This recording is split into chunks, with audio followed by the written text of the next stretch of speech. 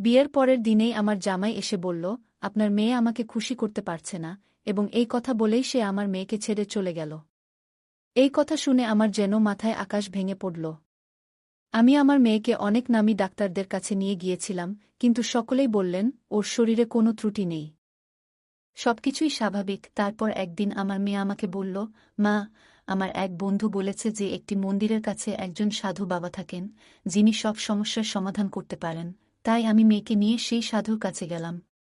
সেখানে সাধু বাবা বললেন, একে 7 দিন আমার এখানে থাকতে হবে। আমি আমার জ্ঞানে তৈরি করা বিশেষ তেল ওর শরীরে প্রয়োগ করব। তবেই সমস্যা দূর হবে। তার কথা আমার মেয়ে আমি সেখানে রেখে চলে আসি। কিন্তু আমার মনে অনেক ভয় শুরু হয় মেয়েকে একা রেখে আসার কারণে। তাই আমি মেয়েকে দেখতে সাধু বাবার কাছে যাই। সেখানে গিয়ে যা দেখলাম তাতে আমি অবাক হয়ে গেলাম। সাধু বাবার ঘরের দরজা খুলতেই চোখ গেল পাশের একটি ঘরে। সেই দৃশ্য দেখে আমার হৃদয় থমকে গেল। মনে হচ্ছিল যেন মাথা ঘুরে পড়ে যাব। আমার মেয়ে কিভাবে এমন কিছু করতে পারে তা বিশ্বাস হচ্ছিল না। সাধু বাবা, বন্ধুরা, আজকের গল্পটা অনেক বেশি স্পেশাল। আশা করি তোমাদের ভালো লাগবে। তাই গল্পগুলো ভালো লাগলে ভিডিওটি লাইক, শেয়ার এবং চ্যানেলটি সাবস্ক্রাইব করো। আমার নাম রুমি, আর আমার মেয়ে আমার জীবনের একমাত্র সহায়। আমার স্বামী আমার মেয়ের জন্মের কিছুদিন পরই মারা যান। তবে স্বামীর রেখে যাওয়া সম্পত্তির কারণে আমাদের অর্থের কোনো অভাব হয়নি। স্বামীর সমস্ত সম্পত্তি আমার নামে করে যাওয়ায় আমাদের জীবন বেশ সচ্ছল ছিল। স্বামীর চলে যাওয়ার পর আমি একাই আমার মেয়েকে বড় করে তুলেছি। যখন সে বিয়ের যোগ্য হয়ে উঠল, আমি তার বিয়ের আয়োজন করতে শুরু করলাম। বিয়ের প্রস্তুতির জন্য আমার শাশুড়ি ও জেঠানি গ্রামের বাড়ি থেকে এসে সাহায্য করলেন, যার ফলে মেয়ের বিয়েটা খুব সুন্দরভাবে সম্পন্ন হয়। তখন আমি খুবই খুশি ছিলাম যে মেয়ের বিয়ের সমস্ত দায়িত্ব ঠিকঠাকভাবে শেষ হয়েছে। বিয়ের কিছু রীতিনীতি বাকি ছিল, আর আমি সব আত্মীয়স্বজনদের বিয়েতে আমন্ত্রণ জানিয়েছিলাম। সবাই আমার সাথে অত্যন্ত ভালো ব্যবহার করেছেন, কখনো কোনো সমস্যা তৈরি হয়নি। তবে বিয়ের পরে আমার মেয়েকে সেখানে একা রেখে আসতে আমার মন কিছুতেই স্থির হচ্ছিল না। তাকে একা রেখে আসা যেন ঠিকঠাক মনে হচ্ছিল না। তাই আমি আবার ফিরে গেলাম মেয়ের কাছে। সেখানে পৌঁছে যা দেখলাম তাতে আমার মাটি যেন পায়ের তলা থেকে সরে গেল। আমার স্বামীর অনুপস্থিতি যেন আমার জীবনে তেমন কোনো শূন্যতা তৈরি করেনি। চারপাশের সবাই নিজের মতো করে আমাকে সহায়তা করছিল। তাদের এই ভালোবাসা ও সহযোগিতায় আমার চোখে জল এসে গেল। আমার মনে হচ্ছিল, যদি আজ আমার স্বামী বেঁচে থাকতেন তাহলে মেয়ের বিয়েতে কতটাই না খুশি হতেন। কিছু দিনের মধ্যেই আমার মেয়ের বিয়ে ধুমধাম করে সম্পন্ন হল। সে তার শ্বশুর বাড়ি চলে গেল। বিদায়ের সময় আমি খুব কেঁদেছিলাম, কারণ সে ছিল আমার স্বামীর শেষ স্মৃতি। কিন্তু মেয়েরা তো একদিন না একদিন শ্বশুরবাড়ি চলে যায়। তাই আমি মেয়ের সুখী জীবনের জন্য ঈশ্বরের কাছে প্রার্থনা করলাম। সবকিছু মিটে যাওয়ায় আমার মনে এক শান্তি এলো। আমি ভগবানের কাছে কৃতজ্ঞ ছিলাম যে তিনি আমার মেয়েকে ভালো একটি পরিবার দিয়েছেন। পরের দিন হল ঘরে বসে আমি মেয়ের স্মৃতিতে অশ্রুসিক্ত হচ্ছিলাম। এই পৃথিবীর নিয়মটাই অদ্ভুত। সারা জীবন নিজের হাতে বট করে তোলার পর মেয়েকে একদিন অন্য কেউ এসে নিজের ঘরে নিয়ে যায়। কাঁদতে কাঁদতে যখন মনে একটু হালকা অনুভব করছিলাম, তখন পাশের ঘর থেকে আমার ফোনের ঘণ্টি বাজতে লাগল। মেয়ের চলে যাওয়ার পর অতিথিরাও ধীরে ধীরে বিদায় নিয়েছিল। কেবল ঘনিষ্ঠ কয়েকজন আত্মীয় ঘরে রয়ে গিয়েছিল, যারা সবাই ঘুমিয়ে পড়েছিল। কিন্তু আমি তখনও হলঘরে একা বসেছিলাম। বিয়ের পরদিনই মেয়ের অনুপস্থিতিতে বাড়িটা একেবারে ফাঁকা ফাঁকা লাগছিল। একদিনের মধ্যেই যেন সব বদলে গেছে। ঘরে একা বসে থাকতে অস্বস্তি হচ্ছিল, তাই একটা গভীর শ্বাস নিয়ে নিজের ঘরে চলে গেলাম। কিন্তু ততক্ষণে ফোনের রিং বন্ধ হয়ে গেছে। বিছানায় শোয়ার আগে মেয়ের সুখের জন্য আবারও ভগবানের কাছে প্রার্থনা করলাম, যেন সে তার নতুন সংসারে সুখী থাকে। পরের দিন অতিথিরাও বিদায় নিল, আর আমি পুরোপুরি একা হয়ে গেলাম। আমার বাড়ির কাজের লোকের কাজ শেষ করে চলে যেত, ফলে বাড়িতে আমি একাই থাকতাম। আজ মেয়ের বিয়ের দ্বিতীয় দিন, আর গৃহপরিচারিকা কাজ দ্রুত সেরে এসে জিজ্ঞেস করল সে একটু আগে যেতে পারে কিনা। তার কাজ শেষ হয়ে যাওয়ায় তাকে অনুমতি দিলাম। কিছুক্ষণ পরে আমার জামাই মেয়েকে নিয়ে হঠাৎ বাড়িতে চলে এলো। মেয়েকে দেখে খুব খুশি হলাম, কিন্তু জামাই যখন বলল যে সে মেয়েকে আমার কাছেই রেখে যাবে, তখন আমি স্তব্ধ হয়ে গেলাম। এত শীঘ্রই সে মেয়েকে ফিরিয়ে দেবে ভাবিনি। মনে হলো হয়তো কোনো রীতি বা অনুষ্ঠান বাকি আছে, তাই তারা এসেছিল। কিন্তু জামাই বলল, আপনার মেয়ে আমাকে খুশি রাখতে পারছে না, তাই আপনি ওকে নিজের কাছেই রাখুন। এই কথা শুনে আমার লজ্জায় মাথা নত হয়ে গেল। কিভাবে কথা বলবো বা কি প্রশ্ন করব তা কিছুই বুঝতে পারছিলাম না। মেয়েও মাথা নিচু করে দাঁড়িয়েছিল।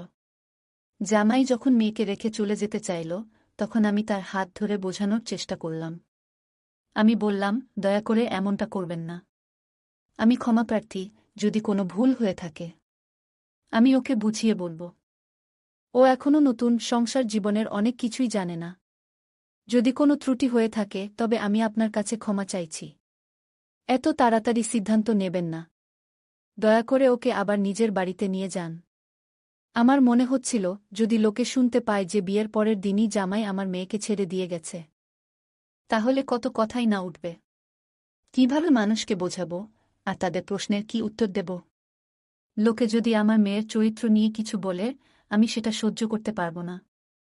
সত্যি কি আমার মেয়ের কোনো ভুল ছিল, নাকি জামাই আমাকে মিথ্যে কিছু বলছে, এখনো জানি না, তবে আমার কথা তার উপর কোনো প্রভাব ফেলল না। সে আমার দিকে তাকালো না, বরং হাত ছাড়িয়ে বলল, আপনার মেয়েকে এখানেই রেখে যাব, এবং চলে গেল। তখন আমার মনে নানা প্রশ্ন জাগতে লাগল। হয়তো মেয়ে কিছু বলতে অস্বীকার করেছিল, হয়তো তাদের মধ্যে কোনো ঝগড়া হয়েছিল। চোখে জল নিয়ে মেয়ের দিকে তাকালাম, দেখলাম সেও কাঁদছে। তাকে নিয়ে ঘরের ভেতর এসে বসলাম। এরপর আমি মেয়েকে নামকরা ডাক্তারদের কাছে নিয়ে গিয়ে পরীক্ষা করালাম। কিন্তু সব ডাক্তারই বললেন যে সে সম্পূর্ণ সুস্থ, ওর মধ্যে কোনো ত্রুটি নেই।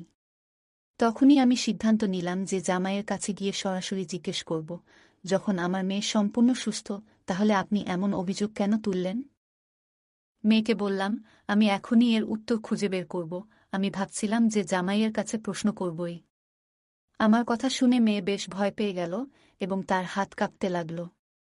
সে বলল, মা প্লিজ, তুমি ওকে কিছু বলো না। কে জানে ও তোমার কথা শুনবে কি না। যদি রাগ করে আমাকে ছেড়ে চলে যায় বা অন্য কিছু করে বসে। মেয়ের কথা শুনে আমার মন আরও জটিলতায় ভরে উঠল। আমি লক্ষ্য করছিলাম, এই বিষয়ে কথা বলার সময় মেয়ে চোখ সরিয়ে কথা বলে, যা আমার কাছে অদ্ভুত লাগছিল।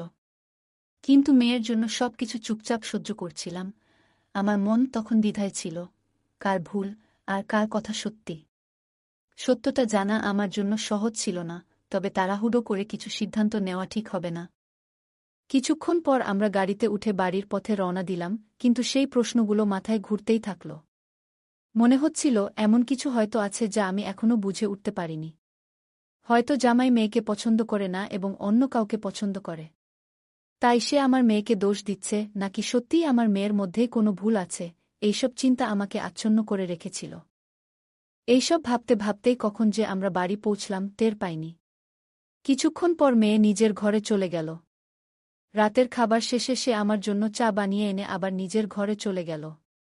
কিছুক্ষণ পর সে শান্ত কণ্ঠে আমার কাছে এসে বলল, মা, আমার এক বান্ধবী বলেছে, গ্রামের বাইরে এক মন্দিরের পাশে একজন সাধুবাবা থাকেন, যিনি সব সমস্যার সমাধান করতে পারেন। যদি সেখানে যাই হয়তো কিছু সমাধান মিলবে। মেয়ের কথা শুনে অবাক হলাম। বললাম, ঠিক আছে, তুই যদি তাই চাস, তবে আমরা সেখানে যাব। ভাবলাম, যদি সত্যিই সেই সাধুবাবার কাছে কোনো সমাধান থাকে, তবে হয়তো মেয়ের জীবন আবারও সুন্দর হয়ে উঠবে। আমার সম্মতি পাওয়ামাত্রই মেয়ে যেন তাড়াহুড়ো করে প্রস্তুত হয়ে গেল। তার এমন তাড়াতাড়ি দেখে একটু অবাক হলেও বেশি মনোযোগ দিলাম না। আমরা সাধুবাবার কাছে যাওয়ার জন্য রওনা হলাম এবং কিছুক্ষণ পর সেখানে পৌঁছলাম। কিন্তু সেই জায়গার পরিবেশ দেখে কিছুটা চমকে গেলাম।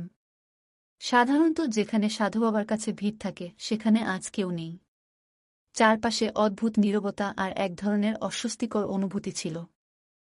আমি আর মেয়ে সেই কক্ষে প্রবেশ করলাম, আর চারপাশে চোখ বুলিয়ে দেখলাম।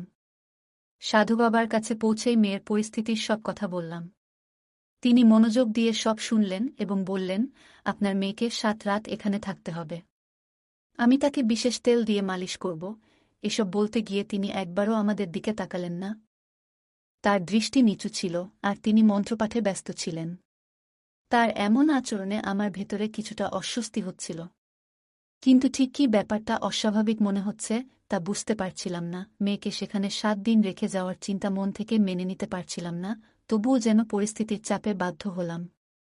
মেয়ের জীবনে শান্তি ফেরানোর জন্য আমি এই সিদ্ধান্ত নিলাম। কারণ জানতাম সমাজে তালাকের কালিমা নিয়ে মেয়ের বেঁচে থাকা সহজ হবে না। ধনী হোক বা গরিব, আমাদের সমাজে দোষ সবসময় মেয়ের ঘাড়েই পড়ে, তাই নিজের মনকে শক্ত করে তাকে সেখানে রেখে বাড়ি ফিরে এলাম। কিন্তু বাড়িতে এসেও মন যেন ওই সাধুবাবার কাছেই পড়ে রইল। সবকিছু যেন কিছুটা অস্বাভাবিক ঠেকছিল। বারবার মনে হচ্ছিল, আমি কি কোনো ভুল কিছু করলাম নাকি। আবার বিকেল হতে না হতেই মনে হলো আবারও সেখানে যাওয়া উচিত। প্রথমে ভাবলাম কিছু খেয়ে একটু শান্ত হয়ে যাই, তারপরই যাব। কিন্তু মনের মধ্যে অশান্তি এতটাই বাড়তে লাগল যে আর অপেক্ষা করতে পারলাম না। বাড়ি থেকে বেরিয়ে সেখানে ফেরার জন্য প্রস্তুতি নিলাম, তৈরি হচ্ছিলাম, তখন হঠাৎ পাড়ার এক মহিলা আমাকে ডেকে বললেন, এই রাতবেলায় কোথায় যাচ্ছ? সব ঠিক আছে তো? তোমাকে বেশ চিন্তিত লাগছে। তার কথা শুনে থমকে গেলাম। কিছু না বলে বেরিয়ে গেলে হয়তো সে সন্দেহ করত আর প্রশ্ন করতেই থাকত। অন্যদেরও জানিয়ে দিতে পারত।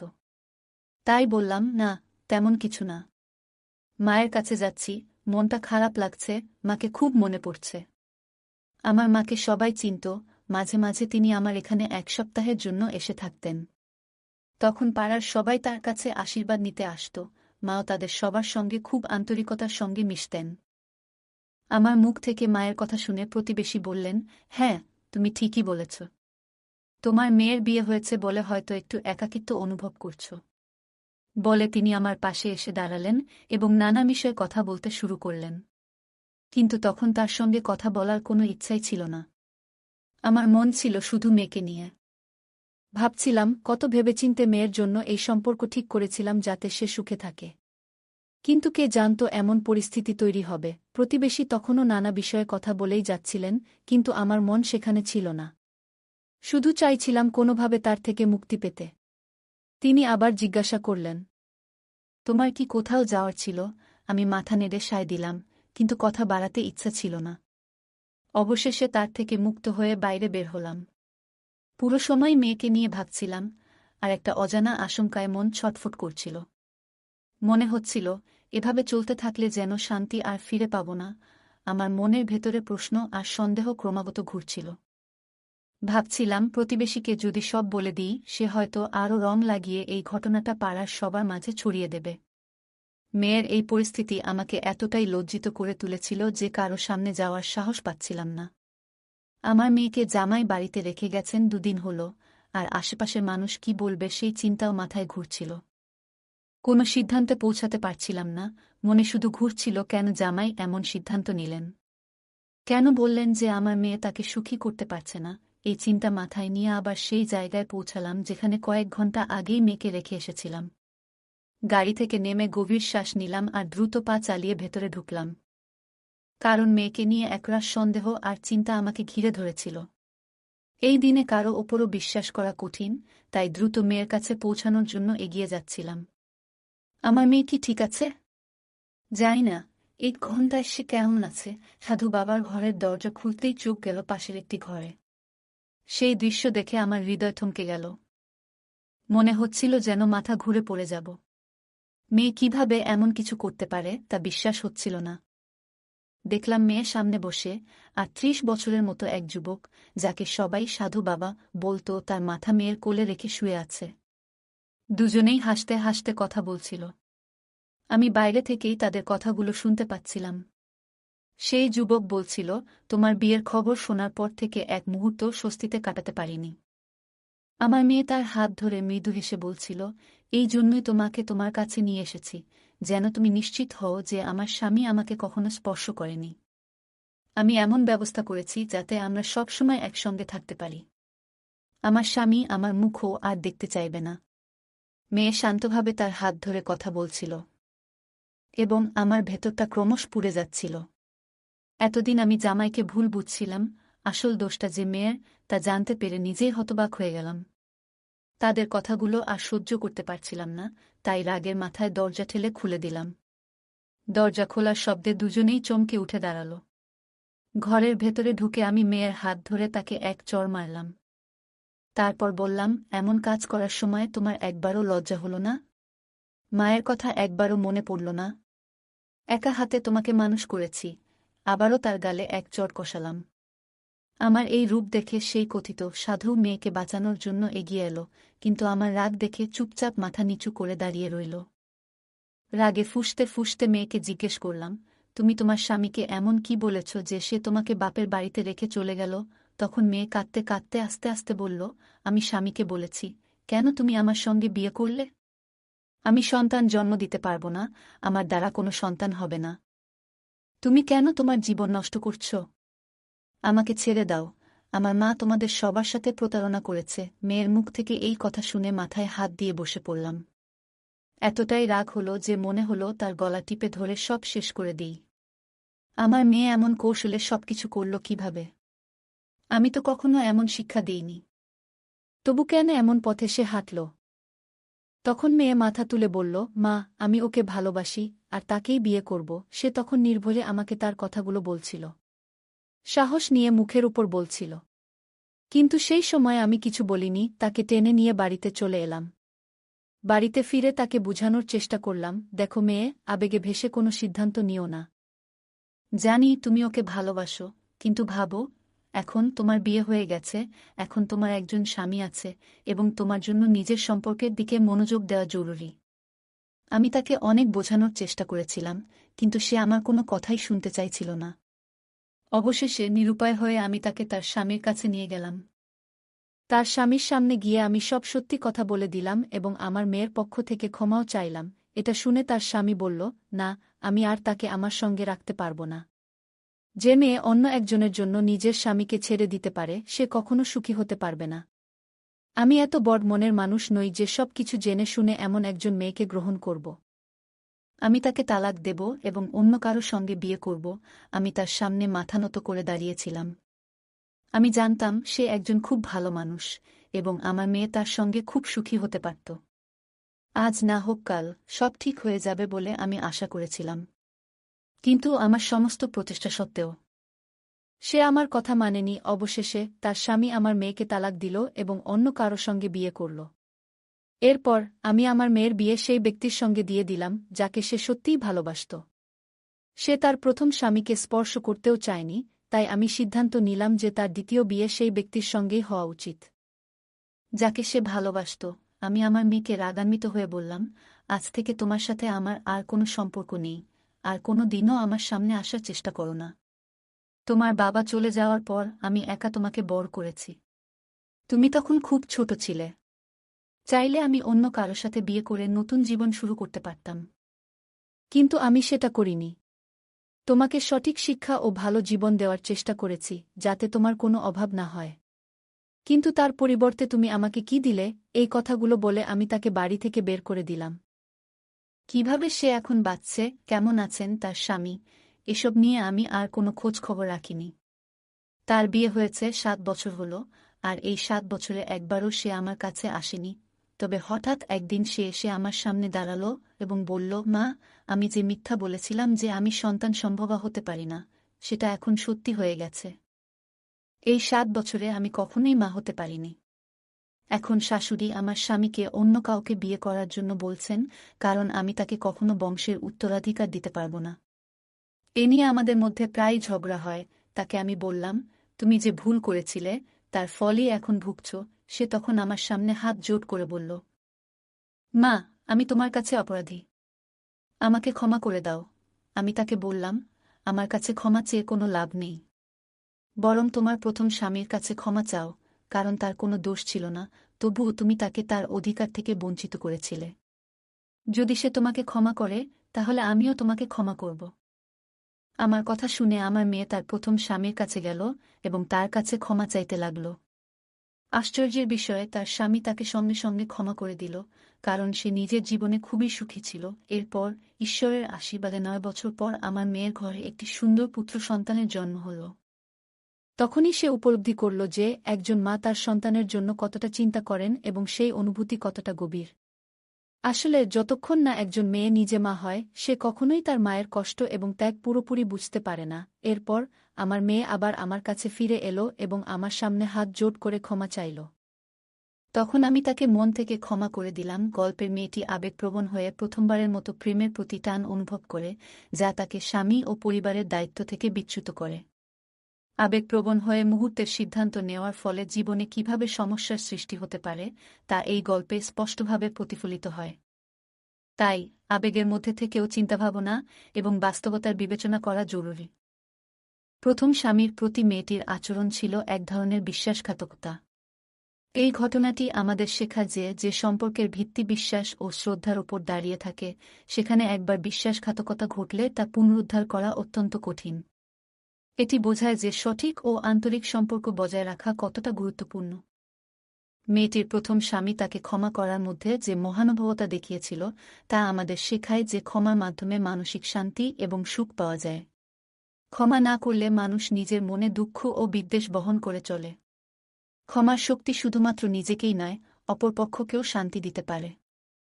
গল্পে মেয়েটির মা তার সন্তানকে সব রকম ত্যাগ স্বীকার করে বট করেছিলেন, কিন্তু মেয়েটি তা তখন উপলব্ধি করেনি।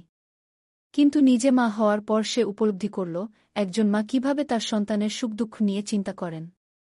এই শিক্ষা আমাদের বোঝায় যে যতক্ষণ না কেউ নিজে সেই অভিজ্ঞতা লাভ করে, ততক্ষণ সে অন্যের ত্যাগ ও কষ্ট পুরোপুরি বুঝতে পারে না। গল্পের শেষে মায়ের ক্ষমা এবং মেয়ের সঙ্গে পুনর্মিলন আমাদের শেখায় যে সত্যিকারের ভালোবাসা কখনো দূরত্ব মেনে নেয় না। ভালোবাসা এবং সম্পর্ক যতটা ভেঙে যাক না কেন, সঠিক উপলব্ধি এবং ক্ষমার মাধ্যমে সম্পর্ককে আবারও মজবুত করা সম্ভব। বন্ধুরা, আজকের গল্পটা এখানেই শেষ। আশা করি গল্পটি আপনাদের ভালো লেগেছে।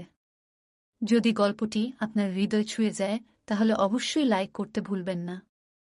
আপনার মতামত কমেন্টে জানাতে পারেন এবং আপনার বন্ধুদের সাথে গল্পটি শেয়ার করুন।